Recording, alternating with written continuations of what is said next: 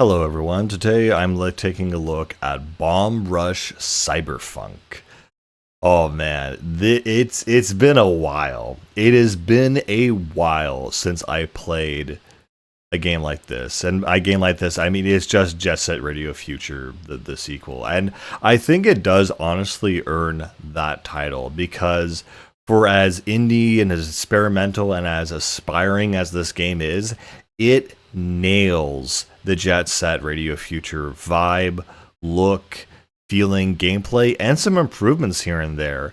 I know we're never going to get a sequel to that game, but this game is the closest thing to a sequel that I honestly deeply respect.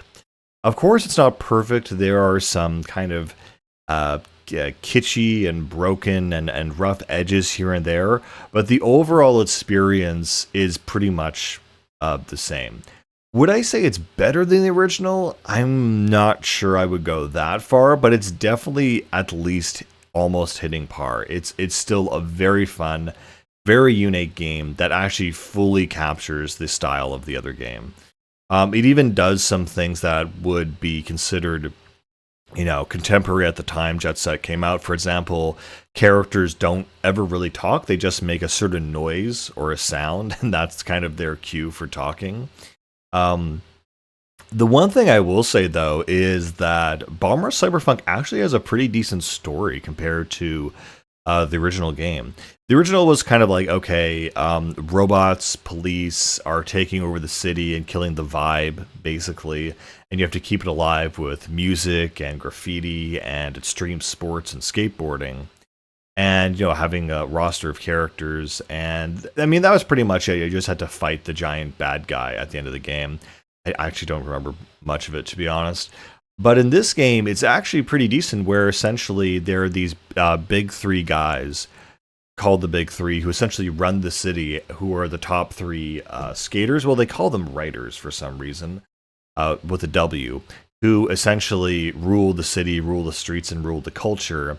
And so basically there's this whole interpersonal conflict between the three of them. And the game opens up with one of the characters essentially getting his head cut off and having it glued onto another body or robot body. And then there's a whole big twist around the actual identity of who you're actually playing as and who you think you're playing as, and you think you have amnesia, but you kind of don't because you're actually someone else. There's a whole big twist in the game that I really actually respected and did not see coming. It tells a pretty competent story. And overall, the vibe is still kind of the same. The city's been taken over, the police force is increasing, and you have to kind of, ride around the city, disrupting things, figuring out the mystery, and really figuring out who you are. So it's a story actually based around identity mostly, and as you go through the story, you also build your crew, and that's fine. I just wish there was, actually no, I was going to say there would be a better way to build your crew throughout the game. It's just that sometimes it's hard to find the NPCs that you need to talk to. But yeah, like oh my god, the flow of the game is absolutely incredible. Not just the overall flow from the loops from world to world. Essentially the way it works is that you'll load into a new area, there will be some kind of antagonist, a new gang, a new aesthetic, a new area, and you're going to have to basically, in order to even challenge these guys to races or tricks or whatever, you're going to have to graffiti the whole area. And so what I do like about it is that the graffiti routes that it does lay out for you basically allow the player to do certain stunts and tricks that honestly the challenges that you're going to have to do anyway appear to you for, if that makes any sense. So you'll do, you'll go across a couple billboards, jump over a bus, and to get some graffiti spots to unlock the opportunity to challenge someone, and they say, okay, do this trick. And they do exactly what you just did, which I think makes the game flow very nicely. It's very easy. Again, the sound design, the aesthetics are absolutely incredible. When you do the actual graffiti action, you kind of have this grid where, depending on the size of the graffiti from medium large to extra large, it will essentially give you a pattern, and depending on the pattern you do, it will make a different piece of graffiti, which I think is really, really cool. It adds a sense of randomness to the experience. And honestly, while you can follow the chart and make certain specific types of graffiti, I absolutely did not do that until late game, because like we just don't have time to do very specific forms of graffiti. And so, yeah, it adds a more sense of randomness, and it feels a lot cooler as you unlock newer graffitis throughout the game. You unlock, different patterns, and so you're kind of almost surprised to see what the graffiti will be when it comes out, even though you technically have control over it. It just feels really good. It sounds amazing. And on that point too, the soundtrack is absolutely what a Jet Set Radio 2 soundtrack would sound like. I mean, they don't have a track that is as hype as the concept of love, but honestly, the soundtrack just feels and just is. It is so of the genre. It is so well done. Aesthetically, also, it's absolutely perfect. The cell shading, the blocky features of the characters, the sound design. You even have this new cell phone feature, which is really cool, which allows you to check messages. It even allows you to take pictures in game and keeps its own in-store library. And it really feels like the characters have the flip phone. It has a really nice sound when it closes, when it opens up. You use it for a couple missions to take photos of characters, as well as communicating with people. The phone, honestly, as a flip phone in the game, it also suits the aesthetic so well. Like the guy who made this, he knew exactly which game he wanted to make and had all the right vision and pieces. It is absolutely perfect. It is honestly a miracle that this is as good as it is. I would expect this from a double A, maybe triple A studio. I mean, if it was triple A, it would have a bit more polish on certain things here and there. But for what it is really ridiculously good, I would say, for what it is. And so as you go further on through the levels, you'll find other NPCs, other challenges, there'll be some beef, and you'll reveal a deeper part of the story. Maybe a new character will join your team as you go through the map. Usually the maps are divided into the main section. Usually there's a little area that you can go inside, and that reveals like kind of the main challenge spot. For example, Brink Terminal has this giant tower you have to scale. The mall actually has a bunch of different sections in it, and so each section could be filled with about 2 or 3 kind of areas that really challenge you. And then beyond that, there's also these other areas that are being guarded by the old heads, and they're kind of totally optional, where if you have enough rep, you can go back there, and they're just more graffiti spaces and more challenges and stuff like that that you don't have to do. So that's always nice. So the things you collect, it's really fun that as you defeat each challenge from the rival gang, you also get a new piece of graffiti that they drop. Like the pacing is just phenomenal. It feels like you're always pushing forward, always unlocking new stuff. There's always something to collect, so you always collect new graffiti hidden in the world, as well as new songs and new music, which I think are already playing, but then you can just play them kind of on demand, so it's not like all the songs are locked the further you get in, but there are different songs per the area that you go into. There's, of course, other skins for your different kinds of transportation, so you have skateboards, rollerblades, and BMX bikes. And the one thing that I wish was not really, this was not explained at all, is that each I don't know what you call it, stream sport item has a different function. So for example, if you grind with roller skates on glass, it shatters. I had no idea. There's this opening area, the very starting area, where you have this collectible, and it's underneath the pane of glass, and I just have no idea how to destroy it. And I was using a skateboard, so I was literally never going to figure this out, and I'm pretty sure it's never explained to you. It would have been nice in the messages from your team, where like the messages that your team sends you throughout, like even the third level, is stuff like, hey, remember to do jumps and flips and do lots of combos in order to defeat the rival gang. It's like, yeah, I know. If they had described the fact that rollerblades destroy glass when you skate on them, that skateboards can unscrew fire hydrants to turn them into ladders, and that if you take BMX bikes and you park them in front of the giant bike symbol, it actually opens up after like 5 seconds. And when I talk about polish, it's one of those moments where I realize, yeah, this is definitely an indie game where like you rest your bike on this pedestal with a giant bike symbol. So like you, and I did do this before, but I just didn't wait long enough. So you have to wait a few seconds and the door opens up. The issue is with this sequence is that there's literally no sound effect for getting on the pad to indicate it's actually working. There's no sound effect to indicate that it's actually in progress of opening. There's no sound effect that when it actually finishes and accomplishes and the garage door opens, there's not even a door opening sound. So it's one of those moments where like, yeah, okay, this obviously is not fully polished, but for what it is, it's still really, really good, and you can completely forgive all those other things. Another thing is that reinforced glass, you can just boost through it. I had no idea. It was just like, I just literally had no idea. No one ever tells you can do that, and it doesn't make sense why you should be able to do that with just a boost when it doesn't break anything else in the game. Anyway, but actually, yeah, so the standard, to drill down to a lower example, to the actual combat and, grinding perspectives, I love this. I think my favorite feature about this game, compared to Jet Set Radio, is that when you're going around a curve, if you lean into that curve, not only will it give you a score multiplier, but it will also give you a little speed boost. And so building up speed is one of my favorite things to do in this game. I love going fast. I love speed games, Sonic games, Tony Hawk games. I love finding out how to manipulate the most speed out of a non-speed game or a speed-focused game. It's always super, super fun. You also have a boost ability by holding down the L trigger, and so that allows you to essentially, go faster.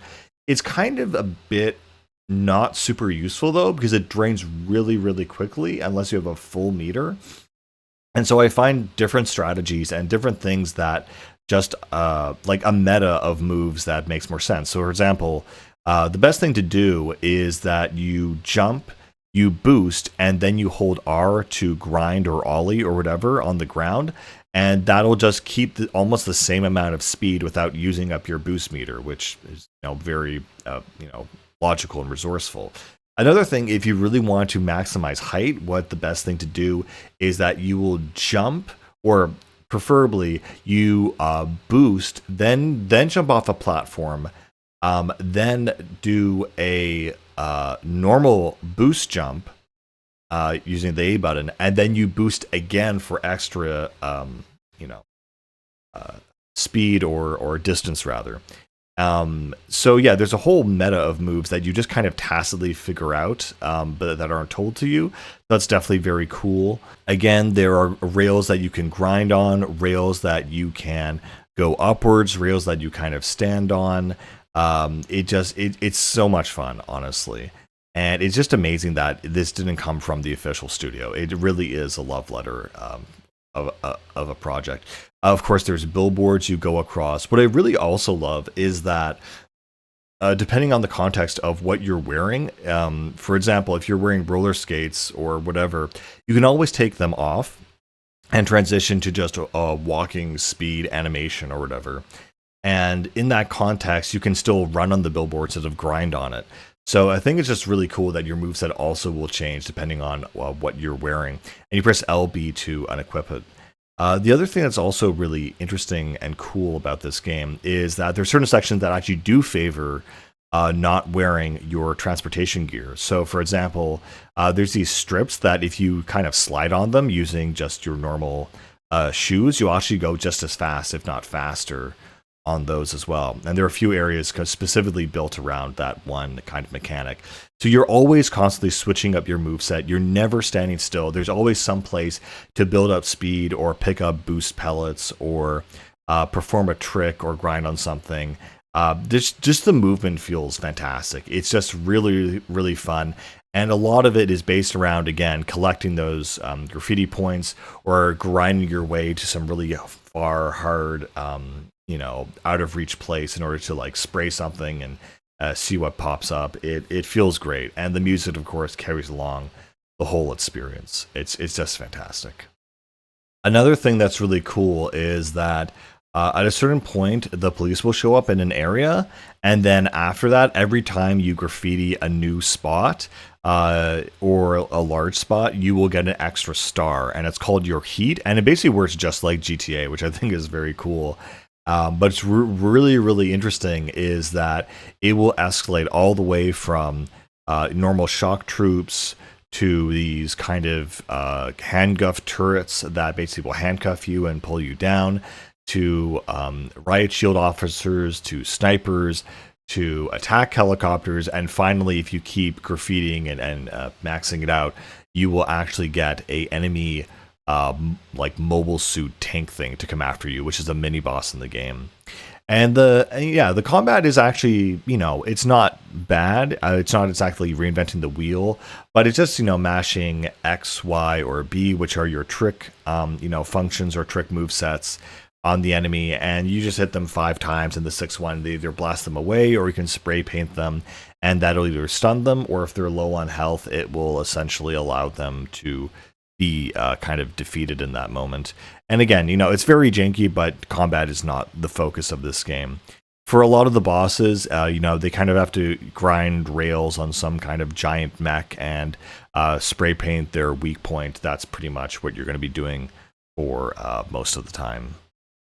But yeah, the absolute level design of the cities is fantastic. I will admit, though, that it very much resembles the original Jet Set Radio. Like, if you told me someone started building the original from scratch and they just kind of changed it a little bit and copied their homework, I totally believe you. Because a lot of the levels, like, for example, the first level is, this kind of hillside area with like a long stretch with cars going along it. Another one is a bus terminal. Another one is the city with skyscrapers. I was actually kind of impressed that the last one, Matan, didn't rely on skyscrapers too much until the very end. It kind of had these long boulevards though instead. But yeah, the levels are very similar, but again, still very, very well designed. And yeah, gripping to rails feels great. Platforming sometimes is a little bit frustrating because you feel like you can hit something, but you just miss it. There is health in this game, so when you die, you just go to the last checkpoint. So again, not a huge deal, but you can die, as rare as it is in this game. There are also, of course, these other kind of mini challenges where you have to hit a bunch of slappers or silly slappers in a row, which are basically these checkpoints, without losing your combo. And I just never realized this, or no one ever explained it to me, that if you're I think they do explain this, but if you're grinding on the ground, you actually maintain your combo. So when there were, slappers on the ground, I thought, well, that's impossible.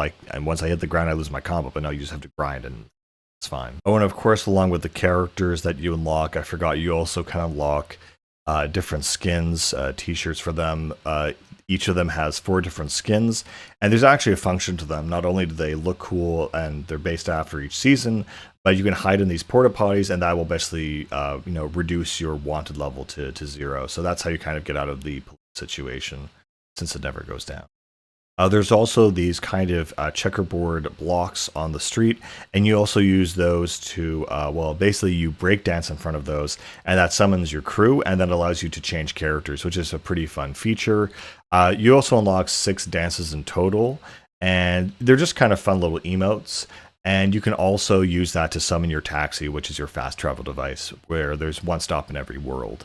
I don't know, for some reason, I kind of felt or thought that, again, if this game had more polish and more, AA or AAA support, I would imagine it'd be very natural to essentially have some kind of multiplayer component to the game where you would see other players grinding or other players leaving Dark Souls type messages or scoreboards or things like that. It just seems like a very natural thing. And especially when I see the other kind of more advanced NPCs grinding around the stage. At first I thought that was another player. That was kind of like my immediate thought. I think it'd be really fun to see other players just grinding and doing crazy tricks in the same area, because it has that certain vibe of just people just kind of hanging out and having a good time. And then usually when you get to the end of the loop, again, you're introduced, you do a bunch of challenges, spray can, the graffiti everywhere, kind of elude the police, and then you have the final, confrontation with the head of the crew by doing usually a point battle where you just have to get the most amount of points possible. Where if you've tracked out the map, you know exactly where to go. And honestly, as long as you just stay grinding or on the rails, you really can't lose. And then that once that's over, then there's a story bit where you have some new piece of information, and you also have a dream sequence where Red will go into this his deeper memories and find out more about who he is. And that eventually leads up to the final confrontation at the end of the game. And again, the game, it's a pretty decent length. It's at least 10 hours. No, it's probably more than that. A 15-hour game. And then even after that, if you want to unlock everything, there's a whole bunch of other things to get, like other characters, skaters, graffiti, CDs, etc. So yeah, that's all well and good, and it's a well-rounded game, honestly. I think one character that I found very amusing was called the Flesh Prince, which was a ginger version of the Prince of Bel-Air, who essentially is a cybernetic doctor who reconstructs the characters, kind of like a Ripper Doc from Cyberpunk. Another thing that's also very cool is that each character, while they have their starter gear, you can always change it. So if they start with the BMX bike, you can always change it to roller skates or a skateboard. And honestly, while that's cool, I feel like it would be almost nicer in a certain way that they were kind of, they had a designated piece of equipment to kind of add to their identity and their character and kind of balance out the roster. But again, if you just don't like something that someone has, you can always change it. But yeah, there's not much else. This is, the music, the presentation, everything is going to be as close to Jet Set Radio Future, if not better in some areas. So if you are a fan of this game, you really need to check this out. I was a bit concerned this would be kind of like an indie, project that really was trying to emulate something it couldn't, but no, it really hits the nail on the head. I'm actually very impressed by this product. And the thing is, it was very expensive at the time too. The other thing that also honestly got me into this game, because I had heard about it, but I kind of thought, okay, yeah, sure, a sequel to Jet Set Radio. What really, really got me into it actually was this one guy who had modded the game to not only run at like 200% speed and these ridiculous amounts, but he also was modding a lot of the characters as well. So they were just niche character models from like really obscure games, like a side character from One Shot. And I was just like, damn, this is an absolute vibe. And the guy's taste in music was superb. I mean, anyone who plays these games or Sonic games or any kind of speed racing game with a good soundtrack, I feel needs to have a good taste in music. It's just almost necessary or part of it. Part of the thing. And the scoring system is great too. Everything about this game is really fantastic. And for a modern game, it feels almost like a classic. So yeah, I would highly encourage you. This is not a meme. It is one of those games. Yes, it's inspired by Jet Set Radio Future, but it is absolutely fantastic. So yeah, I mean, that's pretty much all I can say about it. Anyway, guys, I'll see you later. Take care.